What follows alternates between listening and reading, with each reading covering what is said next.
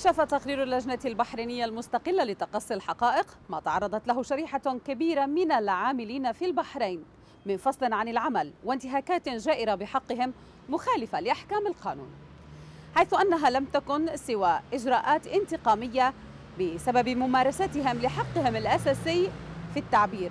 وبذلك توسعت هذه القضية لتشغل الرأي العام الدولي الذي أبدى اهتماما كبيرا بتفاصيل مست آلاف الأسر البحرينية التي فقدت مصدر رزقها في يوم وليلة. المنظمات الدولية كانت شريكا مهما في كشف هذه القضية ومساعدة البحرينيين في استعادة أعمالهم التي طردوا منها. نستضيف في هذه الحلقة من البحرين في نظرهم شخصية دولية اهتمت بهذه القضية كونها نائب الرئيس العام في الاتحاد الدولي للعمال ITF والتي مقرها لندن. أحييكم وأبدأ معكم هذه الحلقة.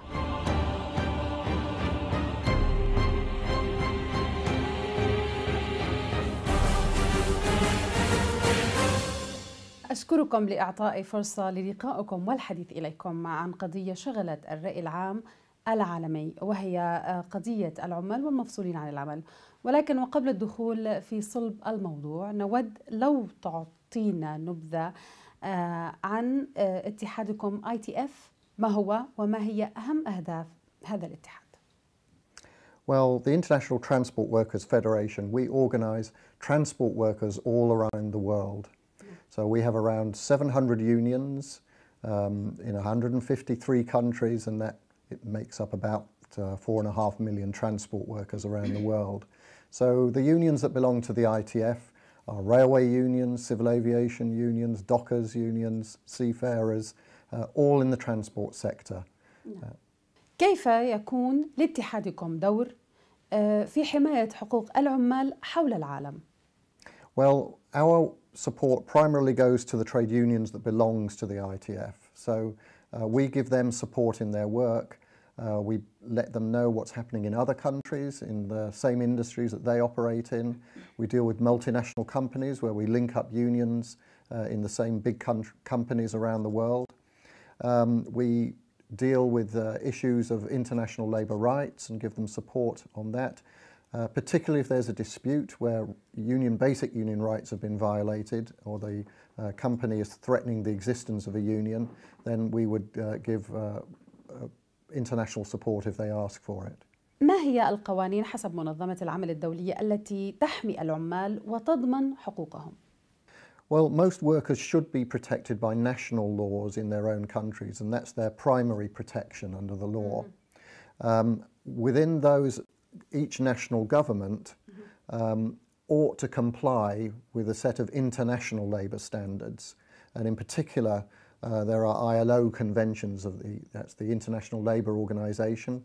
Governments belong to the ILO, companies belong to or employers belong to the ILO, and trade unions belong to the ILO. Yeah. And together there have been agreed sets of international basic standards of the right to collective bargaining, the right to form a trade unions. The key ILO conventions are ILO 87 and 98, which give workers those rights under international law. So those are the key core labour standards that we would seek to see all governments following. نعم. إذا ما هي المعايير الدولية والقانونية التي يتم بموجبها فصل العامل عن عمله؟ Well, at an international level, there's a basic ILO convention, ILO Convention 158, I think, which is about unfair dismissal, that nobody should be dismissed from work without a valid reason. Now, of course, lots of companies, governments will have different interpretations about what that means. And one of the reasons that people need trade unions is that they need their own organisation to defend what is a right and just way of interpreting that convention and the right of anybody not just to be summarily dismissed. And cases where that happens, those are cases that we regard as very serious, where someone has been dismissed without valid reason. هل كان لاتحادكم أي دور في حماية العمال من انتهاكات تعرضوا لها في بلدانهم؟ Well, our role tends to be in response to our trade unions. So the first line of defence for workers is their trade unions. No. And then their trade unions, if they feel they need it, may come to the ITF to seek some support. And then that would be generally to get assistance in terms of information or assistance of support from other unions for them. So, for example, we've had cases recently where Moroccan dock workers went on strike in support of Moroccan seafarers who worked on ferries who were stranded in France and Spain when their company went bust. So we got their support to help us resolve that situation, because very often employers and governments don't listen to what's necessarily fair and just, but they do listen when their interests are threatened, when people take action. بالانتقال معك إلى الشأن البحريني على وجه الخصوص، كيف تنظرون إلى الحركة الشعبية البحرينية وكيف تنظرون إلى الإجراءات التي مورست بحق العمال في البحرين؟ Well, I'm not an expert on the popular movement in Bahrain, but we would view any movement which supports democratic rights and the independence of civil society organisations, and in particular in our case trade union independence, as being vital to the health of any country and part of the basic rights that people have, and we would seek to defend those rights. In terms of the actions which we've seen suffered by workers, we were obviously very concerned when workers were being dismissed in very large numbers last year. In the particular cases which we deal with, we had unions in Bahrain who were our affiliates, so we worked with them. We had the workers in APM terminals, we had workers in the port, we had workers in Gulf Air, and there were workers in DHL. These are all unions, they all had unions which belonged to the ITF, and when their workers were dismissed during this period of time in a way that we felt was totally unwarranted and violated their rights, then we reacted and put pressure on the government. We informed our other affiliates in other countries. We have an office in Amman which coordinates our work in the Arab world. They were very active in providing us with information and in getting unions in other Arab world countries in readiness to give support to the Bahraini unions. As things have worked out, international pressure seems to have had some results with the Bahraini government. To its credit, it did itself have a commission that investigated some of the things that had happened. It involved the ILO, and it involved the international trade union movement in that process. As a result of that, a lot of workers, several thousand workers, have got their jobs back. It was clearly recognised that what happened shouldn't have happened. I think that not everybody yet has got their job back, and so we're having to keep a watching brief on that situation and maintain pressure that everybody who lost their job unfairly at that time gets their job back. ينص البند 113 من قانون العمل البحريني على إمكانية فصل العامل عن عمله إذا تغيب عن العمل من دون أي سبب منطقي لمدة لا تتجاوز 20 يوم على مدار العام الواحد، أو لمدة 10 أيام بشكل متتالي، وشريطة أن يكون هذا الفصل مسبوق بتحذير كتابي. ولكن في البحرين معظم العمال لم تتجاوز مدة غيابهم هذه المدة. ألا توجد آليات للرقابة على مثل هذه الخروقات؟ Well, I think that the case you're referring to of last year, where workers got sacked for being 10 consecutive days away from work, was one of the particularly outrageous situation, because workers who had wanted to go to work were actually prevented from going to work by troops, government troops, and I think even Saudi troops who at that time had come into the country. So we had workers who were quite ready to go back to work, who were being prevented by government forces of one kind or another from actually being able to go back to work, and then being dismissed for having missed a period of time at work. So that was clearly a either a ridiculously stupid thing to do of the government or a very concerted attempt by either employers or government and employers together to get workers dismissed. And that's the case that has caused so many workers to have lost their job, and the case that we have been working to get those people, and I think we've succeeded in getting nearly all of those people their jobs back. But to try to use a clause in the contract of that if you're absent from work for 10 days, you lose your job, and then to prevent people for more than 10 days for getting to their job is just a manifest outrageous injustice. ان انتم غير مرغوب فيكم في الشركه وبتوصلكم مستحقاتكم وبيكون فيها تقريبا شهر بدل انذار، على اساس انه ما اعطونا انذار من قبل الفصل. توجهنا بعد الفصل في هذا اليوم، احنا كنا تقريبا 39 شخص من عمال الشركه.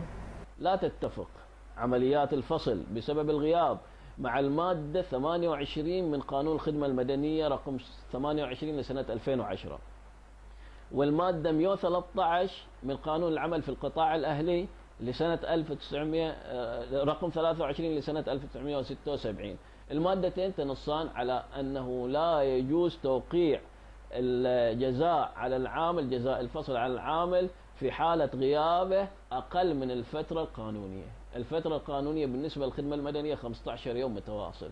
الفترة القانونية بالنسبة للقطاع الأهلي 10 أيام متواصلة أو 20 يوم متقطعة. We took this issue up along with other parts of the international trade union movement, the ITUC. This made part of the commission that was set up with the ILO and the ITUC. We fed cases into that commission to point out of those injustices. But even before that, we'd been involved with our unions, putting pressure on the employers where they were particularly where they were international employers, to make sure that the employers realised we would not accept this kind of injustice. So we put it on both on pressure on the employers and on the government, and as I say, in the end, that was resolved. But we were ourselves as an organisation writing detailed documentation to the Bahraini government on these cases to make sure that the cases of our unions were very clearly understood by the government. We have been training people, Bahraini trade unionists themselves, to be able to defend their own cases. And as I say, we were making it also sure that other trade unions in the region were making their voices heard to the Bahraini government, that this was not just going to be a group of workers who stood on their own, but they actually had the backing of the Arab world trade unions behind them, and indeed the global trade union movement behind them. تعقيبا لذلك تنص المادة 102 على أنه لا يجوز معاقبة العامل على أي خطأ يرتكبه خارج نطاق أو خارج مكان عمله، وعلى هذا هل تعتبر عمليات الطرد هذه قانونية؟ Well, I think, I mean, this kind of law is, I think this is inappropriate to be put inside a company's law. Many companies may have in what the behaviour they expect from their employees, depending on the nature of the job, may regard it that your behaviour outside of the workplace reflects on the company, and possibly might stipulate that things that you do that could bring their company into disrepute may be a reason for dismissal. But for that to be in a national law is totally inappropriate, and we would say is a basic a violation of labour rights. تم سؤالي معظم التحقيق اللي جرى معاي، يعني طبعا يعني من البداية ان انا اشتغل في امريكان اكسبرس. بداية التحقيق جرى وياي عن اسئلة خاصة بالعمل، فكان المحقق يسألني عن مسيرات، هل شاركت في هذا المسيرة او شاركت في تلك المسيرة. بس انا اللي لاحظت الشيء الغريب في التحقيق، لاحظت ان المحقق يعرف تفاصيل دقيقة جدا جدا عن عملي. يعني مثلا كان يقول لي يا ايمن انت مرشح ان في دورة تكون في مصر، يقول لي بس انا اقول لك انك انت ما راح تروح. واحد، هاي نقطة واحدة. ثاني شيء كان المحقق يقول لي انت راح تطلع من هني وراح تتفنش من الشغل مالك، وغير الاهانات والسب والتعذيب. فاستمر التعذيب بعد ما تم اغلاق عيني في مركز النعيم تقريبا من الساعة 7 المغرب الى اذان الصبح، وكان ذيك الوقت الى اذن الساعة 4 تقريبا. فكان دائما الاسئلة تتعلق بالعمل، فتتعلق بزملائي. مثلا في احدى الزميلات كانت تطلب من عندي نوع من الاستفزاز، تطلب من عندي ان احمل صورة رئيس الوزراء، فقلت لها انا ما يكفيني ان احمل علم البحرين عشان اثبت وطنيتي. فهذا الكلام سمعته بالضبط. وللاسف في اليوم الثاني مع وكيل النيابة سمعت مكالمات مسربة من شغلنا أمريكان إكسبرس، الشركة المفروض أن تكون شركة أمريكية، والشركة المفروض أن موجود في قواعدها أو مبادئها تدعم المشاركة السياسية حق الموظفين. سمعت 3 مكالمات تقريبا في مركز الشرطة من وكيل النيابة. كانت المكالمات خاصة، وكانت المكالمة الوحيدة اللي كانت مستلمة من عند زميلة تخبرني يعني هل في مسيرة أو ما في مسيرة. مجرد هذه المكالمة تم تلفيق إلي تهمة بخصوص هذه المكالمة، بس مجرد لأن أنا قلت في مسيرة من الجيان إلى الدوار وراح تكون هذه المسيرة تبع الجمعيات السياسية، تم تلفيق لي تهمة تحريض على كراهية النظام. فمن بعد هاي اكتشفت أن كل هذا المشكلة وكل هذا الموضوع صاير من تحت الشغل، من تحت المكان اللي أنا أعمل فيه وهو أمريكان إكسبرس. بعدها طلعت من المركز، ضليت في المركز يوم الخميس والجمعة والسبت. يوم الأحد مباشرة داومت. اتفاجأت يوم الأحد مسج يعني من جروب حارقهم، زين من قبل زميل أنا شاركت على جروب حارقهم، يقول هذا المسج مسج طائفي طبعا، يقول هذا المسج أيمن من أمريكان إكسبرس لازم تشحولونه لأنه قاعد يأذينا وإحنا اشتكينا عليه كذا مرة. من بعد هذا المسج مباشرة وصلنا اتصال من مدير الموارد البشرية، قال لي فطلب اجتماع وياي. جلست في الاجتماع يقول لي هاي استقالتك، يا اما انك انت تستقيل وتحصل هذا المبلغ، او انك تمشي برا وتطلع برا بهالطريقة بكل حقارة، او تطلع برا ولا مبلغ ولا شيء ولا شهادة خبرة ولا يعني كل اساليب الترهيب. فكان يساوم لي بامر معيشي، يعني امر يتعلق بحياتي، يتعلق ببيتي، يعني ما كنت اعرف شلون ادبر روحي ذيك الايام. فاضطريت، وبالاخص ان انا كنت معذب قبل يوم او يومين في مركز الشرطة وما نسيت كلام المحقق، اضطريت ان انا اقدم استقالتي. لا يجوز مساءلة، ما توصلت اليه اللجنة ايضا، لا يجوز مساءلة الموظف فيما جرى منه خارج نطاق العمل. بعض المفصولين الذين حقق معهم سئلوا عن آرائهم السياسية والمشاركة في مسيرات الدوار والطائفة التي ينتمون إليها. 120 تقريبا من الموظفين عرضت عليهم صور، 95 منهم تم تهديدهم بإحالتهم إلى النيابة.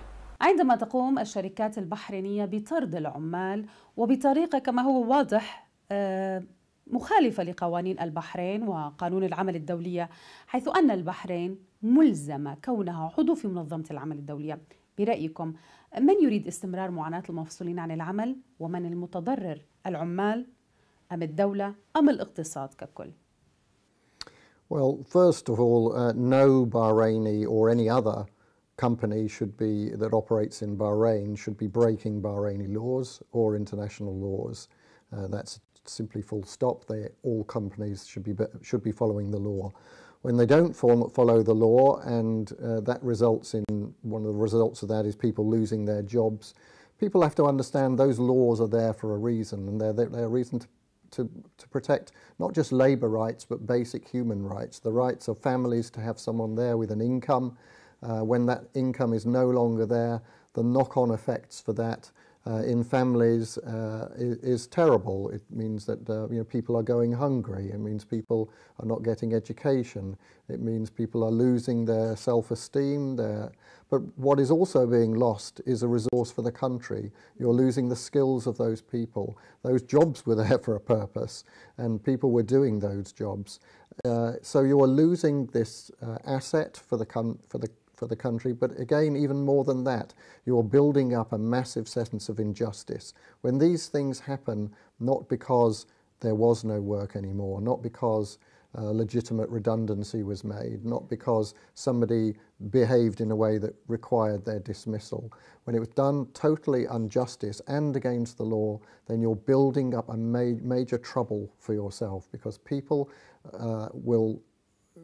will react against that kind of injustice, and if you do that, then you have to expect that there are going to be social consequences from it.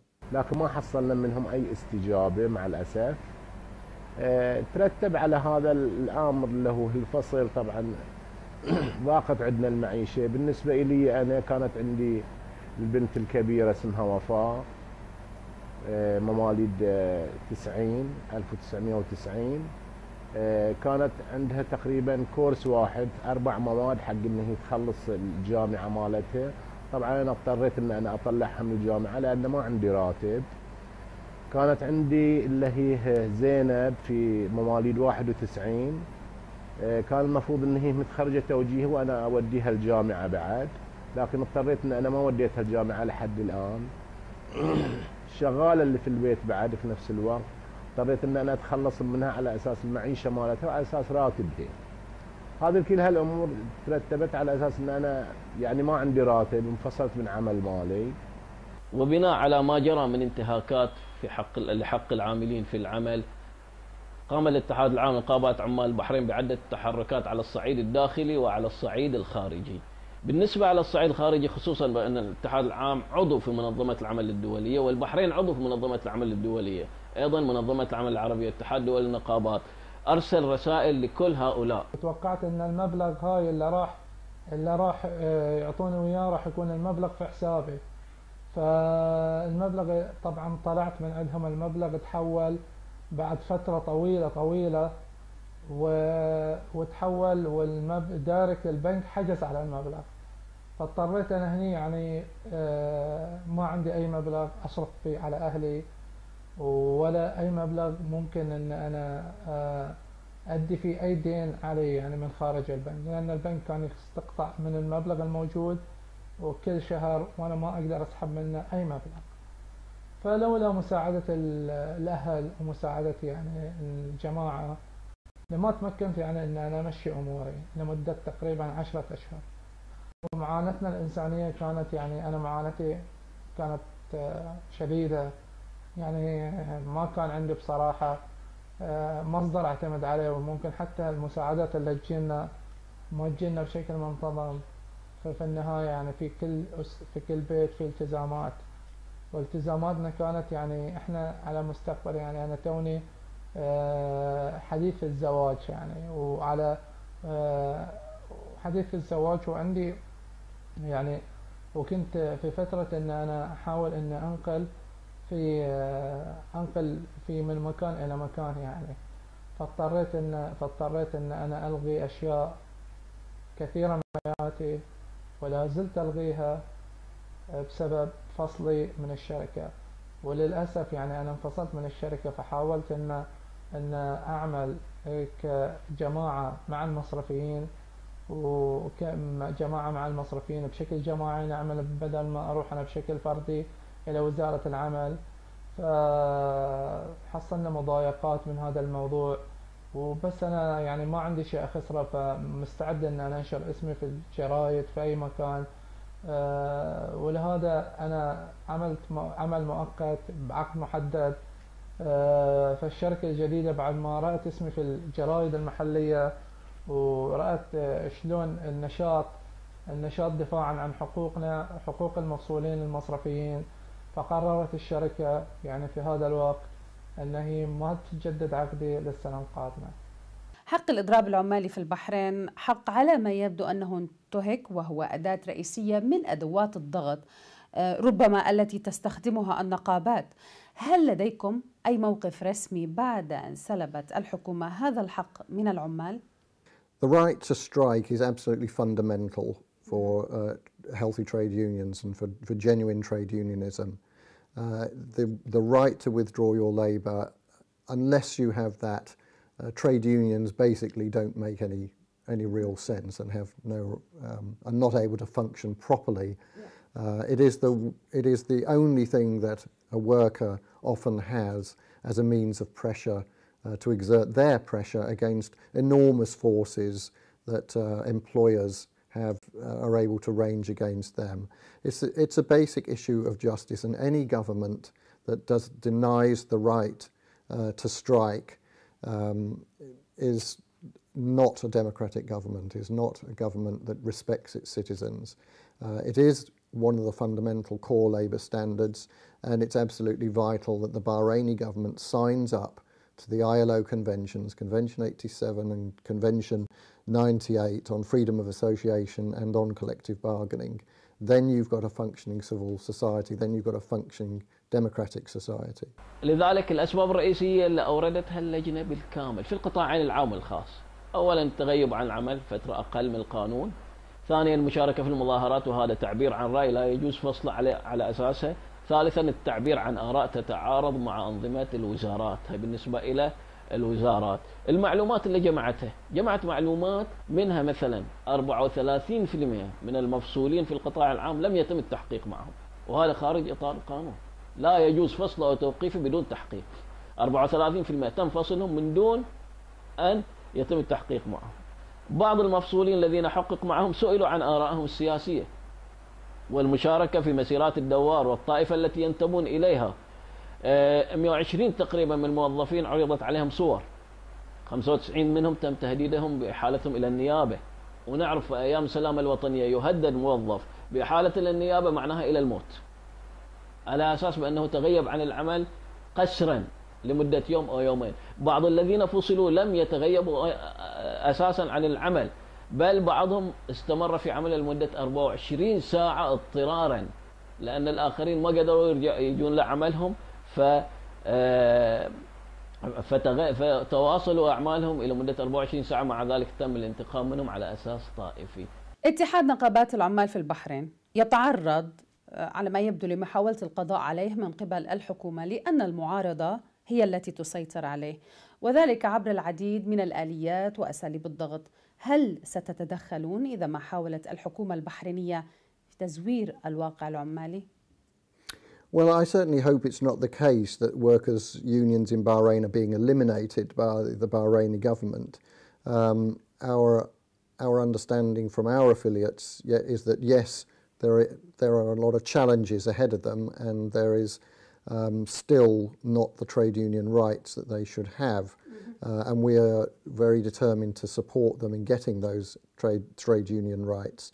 Certainly, if they tell us that their survival is at stake, we will be doing everything in our power to support them as trade unions and to put pressure on the Bahraini government. And I think that we've already seen a situation where with mass dismissals, pressure could be put on the government, and when the government eventually was forced to resolve that situation and basically reinstate workers, that was done accepting the role of the international union movement in giving input to that situation. So we have to be maintaining a very careful watch on Bahrain and its government. We have to maintain the pressure that they provide fundamental trade union rights and sign the basic core conventions of the ILO. The ILO needs to keep its watch and will keep its watch on Bahrain and send missions to Bahrain to have a very active watch on trade union rights in Bahrain. قام السيد جاي ريدر بزيارة البحرين بمعية وفد ممثل لمنظمة العمل الدولية في أبريل لعام 2012، حيث قامت الحكومة أيضا بتشكيل لجنة برئاسة جميل حميدان لبحث ملف المفصولين، ولكن لم يتغير شيء ولا تزال عملية الفصل مستمرة. برأيك من المسؤول عن ذلك وكيف يجب التعامل مع هذا الأمر؟ Okay, well, I think first of all, we have to recognise that some progress has been made, that many workers did get jobs back. We have to be concerned not to take our foot off the pedal, because although some workers and many, I think the majority of workers got their jobs back, it is not the case that everybody got their jobs back, and we certainly, I think, still have some cases in the unions that we are dealing with where not everybody's got their job back. So we have to maintain the pressure on those and maintain follow-up missions. It's no use having one ILO mission going and then reporting back. You have to have a follow-up mission to check, has progress been made from the time of the first mission. If there are new expulsions taken out, what we've been primarily involved with, as far as I'm aware, is the failure to reinstate people who were expelled last year. I'm not aware of any new expulsions that we've been suffered in our unions. It may be happening in other sectors of the country. I don't know about those, but in terms of the unions that are affiliated to us, we've not, as far as I'm aware, had any new expulsions reported to us in their companies.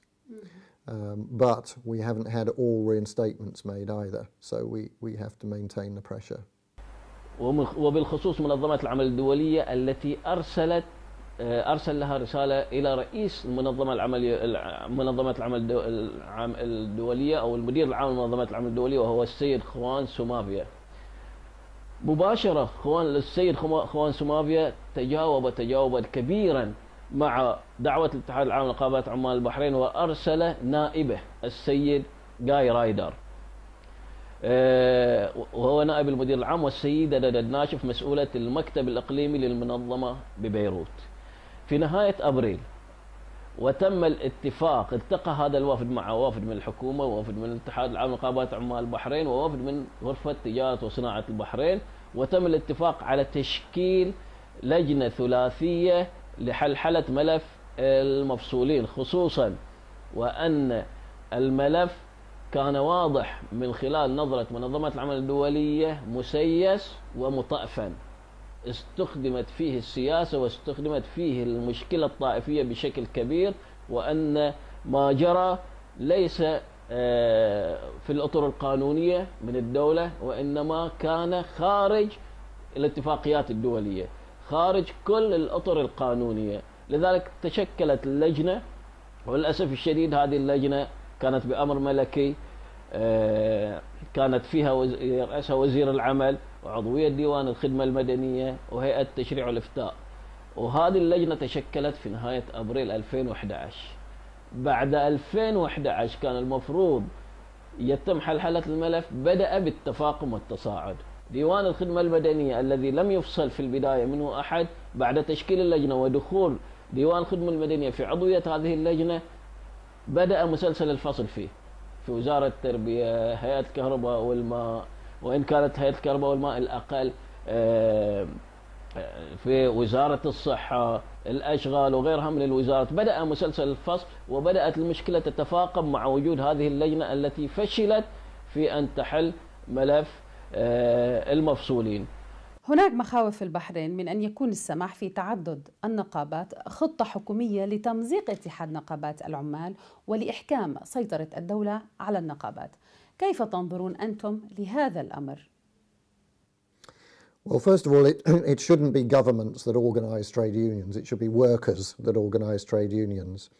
And a government plan to increase what it might call the diversity of trade unions, we would hold that in deep suspicion, that they are aiming at dividing trade unions, at having trade unions caught up in rivalries with each other, of being split into different groups, of basically undermining the unity that trade unions try to achieve.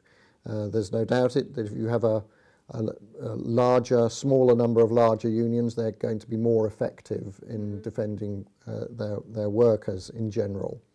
So we would oppose governments interfering in how trade unions are organised, other than to defend the basic freedom of association. But certainly we would be against governments intervening in trade union structures and forcing any trade union to divide or split up its membership. حاولت السلطة أن تضيق الخناق على الاتحاد العام لنقابات عمال البحرين بعد محاولات التحريض الطائفي من خلال الصحافة الصفراء التي نستطيع أن نطلق عليها الصحافة الصفراء التي تحرض دائما على الاتحاد العام لنقابات عمال البحرين. فحاولوا التضييق على الاتحاد، صار تعديل من دون الرجوع إلى أصحاب الشأن، تعديل قانون النقابات الذي يتيح تشكيل اتحادات أخرى لكل نقابتين متشابهتين.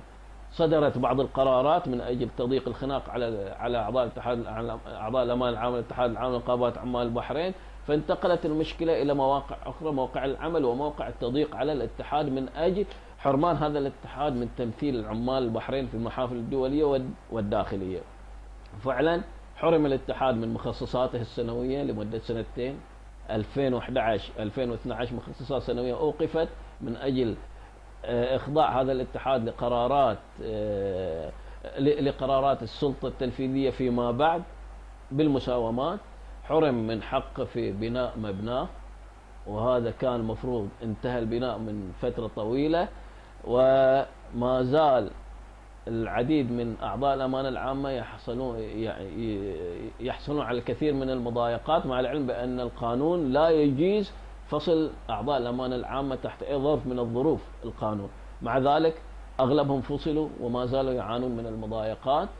تم تشكيل نقابات في مؤسسات في الدولة من أجل نقابات يطلق عليها النقابات الصفراء من أجل الضغط على النقابات الحالية حتى لا تمارس عملها الحقيقي في الدفاع عن حقوق العمال في العديد من الشركات. وهذه النقابات تسعى الآن إلى تشكيل اتحاد خارج الأطر القانونية أيضا، لأن القانون لا يجيز لهم تشكيل اتحاد إلا للنقابات المتشابهة، لكن باعتقاد أنها كلها أمور من أجل نقل المشكلة ضد الاتحاد العام لنقابات البحرين، من أجل تقويضه ومن أجل القضاء على تمثيله الحقيقي لجميع عمال البحرين. لجنة تقصي الحقائق أثبتت بأن كل عمليات الفصل كانت غير قانونية، وطالبت بإعادة جميع المفصولين إلى أعمالهم في حال لم تلتزم حكومة البحرين بهذه التعهدات. هل من الممكن أن يكون لكم دور لتلعبوا في هذا السياق؟ Yes, first of all, yes, it's absolutely true. The Bahrain's independent commission did find that the expulsion of the workers was illegal. No great surprise to us, or I think anybody sensible looking at that situation. It should never have happened in the first place. Why has the Bahrain government not committed to these commitments? They have, we would say, partially fulfilled those commitments, but they still remain to fully honour what they are meant to do and what they are committed to do in making sure everyone is reinstated. We work with the International Trade Union Confederation on this issue to make sure that people get their jobs back. The ITUC has been involved from the very start of monitoring the Commission and the workings of the Commission, and then trying to follow up on its findings. It is not officially a part of the Commission, but it has been able to influence the Commission, and we will wholeheartedly support them in doing what I know they are still trying to do, is to press for the remainder of these reinstatements. نشروا قضية المفصولين العامة في البحرين، كنا تقريبا 5000 شخص. أكبر عدد من المفصولين كان في شركتنا اللي هي شركة الأمن البحرين ألبا. كان عدد مالهم حسب تقرير بسيوني تقريبا 516 شخص. وقعنا تسوية تقريبا في تاريخ 5/3/2012 على أساس إن احنا ندش الشركة، لكن لحد الآن باقي منا تقريبا 113 شخص. من ضمن ال 113 شخص 48 شخص، هاي تقريبا يعني الأرقام تقريبية، ما أتذكر بالضبط لكن الأرقام تقريبية. 48 شخص وقعوا الاستقالة من الشركة تحت الإكراه، وهم 48 شخص يبغون وعندهم الرغبة والإصرار أنهم يرجعون إلى العمل. في عندنا 48 شخص ثانيين بعد، هذول وقعوا التسوية لكن للحين ما رجعوهم أو استدعوهم. بعض منهم قسموا قسمين. القسم الأول الكل وقع التسوية منهم اللي هم 48، لكن القسم الأول اتصلت فيهم الشركة على أساس ترجيعهم، لكن كانوا يبغون يبدلون أقسامهم ووظائفهم السابقة، فما قبلوا لأنهم أكثرهم أصحاب تخصص اللي عنده وعندهم شهادات، يعني مو عندهم بس خبرة عملية في مجال العمل، عندهم شهادات. في بعضهم عندهم شهادة ماجستير وبكالوريوس، في بعضهم اثنين منهم أتذكر اثنين منهم يحضرون إلى دكتوراه. أصحاب التخصص اللي هم الاي تي، وأصحاب التخصص مال الميديكال، ممرضين، أصحاب التخصص اللي هم السكرتيرات. وعندنا تقريبا 6 أشخاص، هذول احنا نسميهم المغضوب عليهم ولا الضالين، لأنهم أصلا ما استلموا حتى رواتب، لأن كان من تاريخ التسوية عطونا ضمانات الاتحاد والوزارة والشركة نفسها مسؤولين مالها، عطونا ضمانات قبل لا نوقع التسوية وياهم اللي هو في 5/3/2012، على أساس أن رواتبهم تمشي من تاريخ التسوية، داومت أو ما داومت، اتصلوا فيك أو ما اتصلوا فيك الشركة، على أساس أن تداوم. هذول الأشخاص ما مشت لهم رواتب إلى حد اليوم. طبعا نحن نعرف بأن في البحرين كانت هناك لجنة لتقصي الحقائق، وهذه اللجنة وثقت العديد من الانتهاكات بحق العاملين وتوصلت إلى نتائج تصب في مصلحة العاملين. خرجت بتوصية، هذه التوصية اتخاذ ما يلزم لضمان ألا يكون من بين الموظفين المفصولين حاليا من صدر قرار فصله بسبب ممارسة حقه في حرية التعبير وحق إبداء الرأي والتجمع وحق حرية تكوين الجمعيات. هذه طبعا توصية اللجنة الوطنية لتقصي الحقائق برئاسة السيد بسيوني. وأدرجت هذه اللجنة العديد من النقاط بيّنت من خلالها بأن كل عمليات الفصل كانت في خارج إطار القانون وكانت بسبب ممارسة الحق السياسي، وبالتالي من خلال النتيجة اللي توصلت إليها اللجنة يجب إرجاع جميع العاملين إلى أعمالهم من دون قيد أو شرط. وما توصلت إليه اللجنة أن الكثير من حالات الفصل التي زعم أنها بسبب التغيب عن العمل كان بدافع الانتقام. هذا طبعا هذا اللجنة الوطنية لتقصي الحقائق، وهذا معينة من قبل الدولة، ولم تلتزم الدولة بما جرى فيما بعد. يعني كان المفروض خلاص اللجنة توصلت بأنه كان بدافع الانتقام، وأن الإضرابات كانت في الحدود التي يتيحها القانون. مع ذلك بقي الموظفون يعانون من الانتهاكات. هناك نقطة مهمة، بأن البحرين تخرج تصريحات رسمية بأنه تمت إعادة المفصولين للعمل، واتحاد نقابات البحرين والنقابات المهنية الأخرى تؤكد بأن هذه التصريحات غير صحيحة والبيانات كاذبة، وهناك تخوف من أنكم في المنظمات الدولية ربما تصدقون التقارير الحكومية وتعتمدونها. ما هو ردك؟ I think that unions, people in those unions, when they see that their government might have a very good, slick public relations machine and is putting out its press statements, answering questions from the media, flooding information about its side of the story, it's natural that they might feel that they can't match that propaganda machine, and maybe even their own international union organisations will start to believe the Bahrain government. But our primary source of information is them. Our first instinct is to trust workers rather than governments. Our experience of that is overwhelmingly that it's workers whom you can trust rather than governments, and we're not going to stop doing that. We will, where we feel necessary, try to verify things if we think it's very important to verify from another source of some kind. But I can understand that trade unions might feel maybe people are going to start to believe all these government statements. Our first instinct is to distrust government statements, and certainly our contact with those unions is over a long period of time, and we know that we can trust them. وفي النهاية احنا حاولنا نراسل الأمريكان إكسبرس وراسلت السفارة الأمريكية.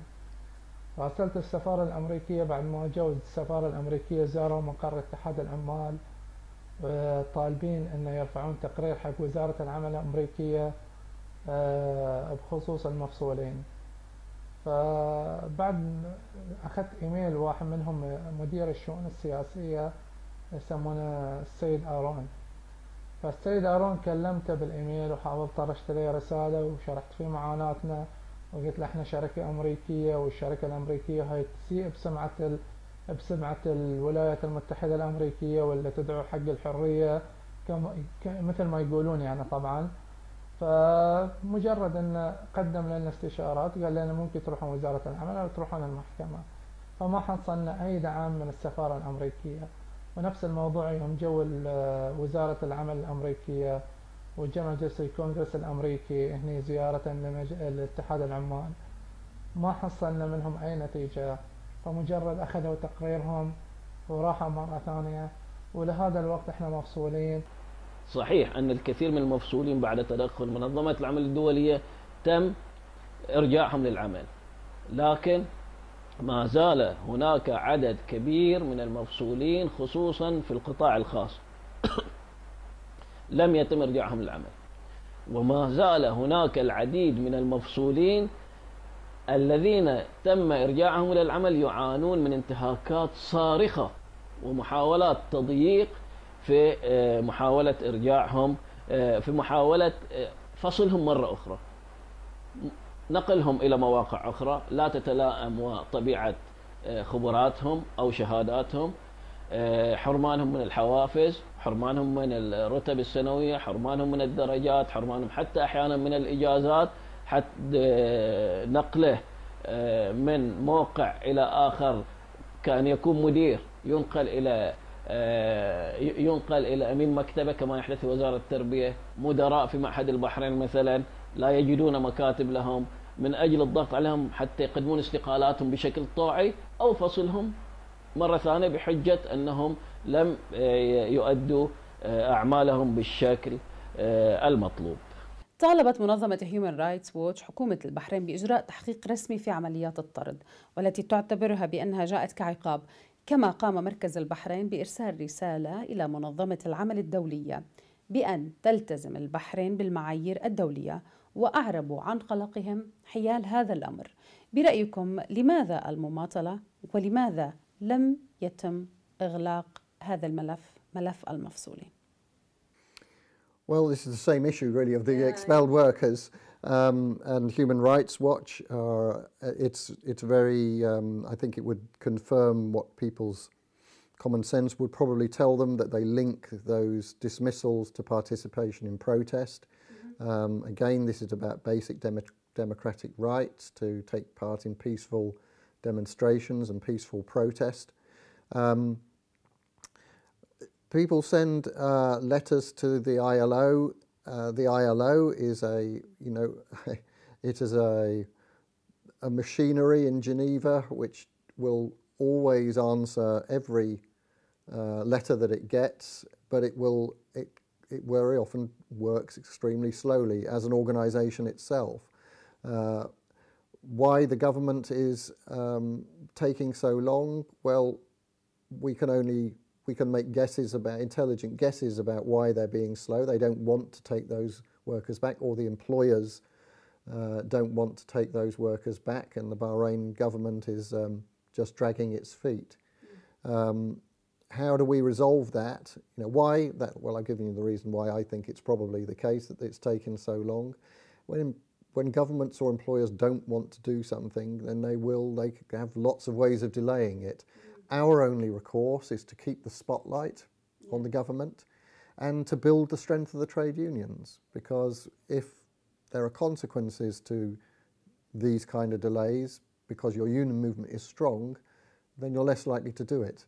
But our primary consideration is build up the power of workers. When you build up the power of workers, governments won't be able to get away with this kind of thing. But that's not something you can do overnight. It takes time, but the trade union movement has a long history. سيد ستوارت، في ختام اللقاء أشكرك جزيل الشكر على وجودك معنا. شكرا لك. مشاهدينا الكرام، في ختام اللقاء أشكر لكم حسن المتابعة. أستودعكم الله على أمل اللقاء بكم مجددا في حلقة جديدة وضيف جديد من البحرين في نظرهم. إلى اللقاء.